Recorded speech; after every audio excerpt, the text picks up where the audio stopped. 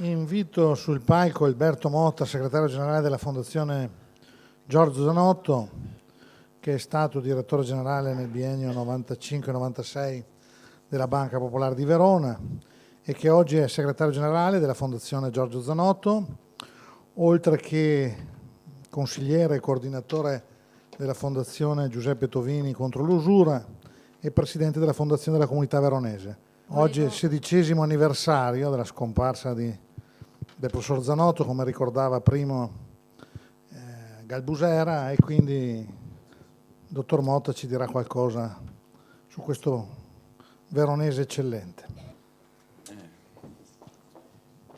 Buongiorno e un saluto cordiale da parte della Fondazione Zanotto. Vi porto anche il saluto dell'avvocato Carlo Frattapasini, che è il presidente della Fondazione e il presidente del banco. E ringrazio Galbusera che mi dà l'occasione oggi, che è un anniversario non simbolico, 16 anni, della scomparsa del professor Zanotto, per poterlo qui ricordare. Ecco, e per dire come noi con la Fondazione Zanotto possiamo connetterci con questa iniziativa del TOB Verona. Chi è stato Giorgio Zanotto? Alcuni di voi l'avranno conosciuto, ero vicino seduto a una persona che lo conosceva da 40 anni. Lei, vero? Ecco. Alcuni ne avranno sentito parlare. È stato un grande uomo prima di tutto, ecco, prima di essere un personaggio pubblico è stato un grande uomo per molti motivi. E un personaggio pubblico, amministratore, è stato 2 volte sindaco di Verona, scusatemi, è stato presidente della provincia e in questo ruolo ha portato avanti delle iniziative molto importanti, per esempio l'università. È stata una iniziativa che ha voluto fortemente Zanotto. Vedo Filippello lì, ci siamo iscritti i primi anni senza sapere che poi avremmo ottenuto un riconoscimento giuridico, perché Zanotto voleva farla a tutti i costi. L'idea nacque da Don Rodella, un altro eccellente veronese, e dopo fu portata avanti appunto da Giorgio Zanotto. Dopo riuscì. Come riuscì l'aeroporto? L'aeroporto, il Ministero a Roma dicevano che non poteva esserci un aeroporto a Verona perché non c'erano le condizioni economiche perché potesse reggere, e invece Zanotto garantì.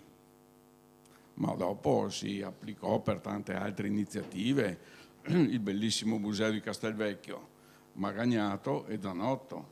Magagnato, il vecchio direttore, altro grande personaggio di Verona, storico, ecco. E così è Zanotto con queste opere. Poi divenne presidente della Banca Popolare di Verona.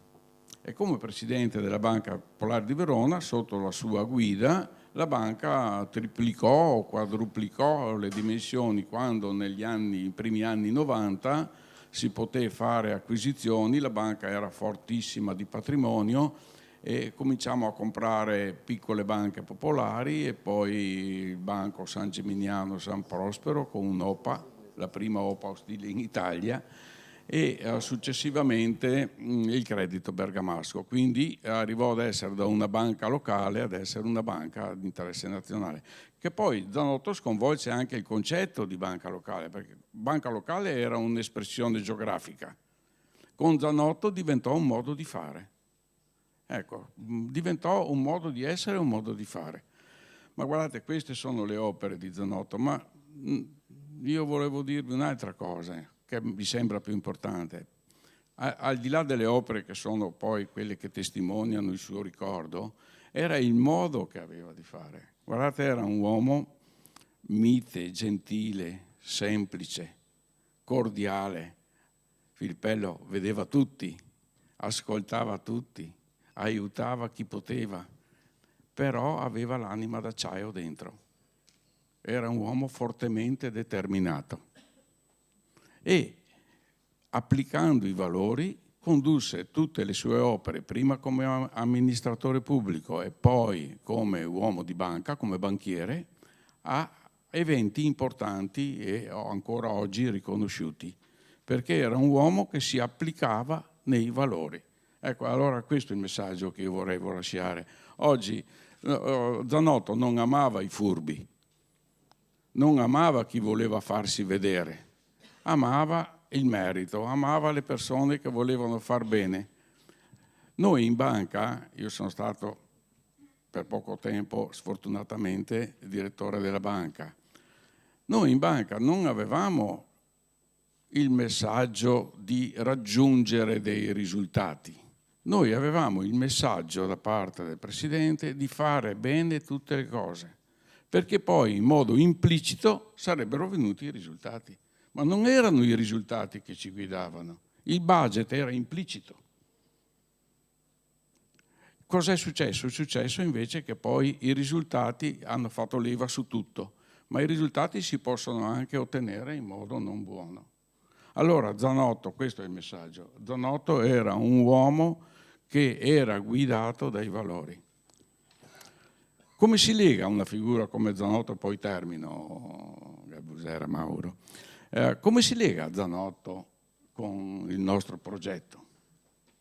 Io dico che si lega sì, perché noi dovremmo sempre interpretare il modo di fare con i valori e poi dovremmo estrapolare dalle radici di Verona, dalla sua memoria, dalla sua storia, dalle sue tradizioni una identità. Ecco, Zanotto usava spesso questa espressione, un'identità, sapere chi sei. Questo è importante. Se si sa chi si è, si può anche poi proiettare verso il futuro, verso le cose nuove, l'azione e l'attività che si svolge. E diceva, una frase diceva, me la ricordo sempre, bisogna agire con tanta prudenza quanto serve e con tanto coraggio quanto serve. Ecco. Grazie.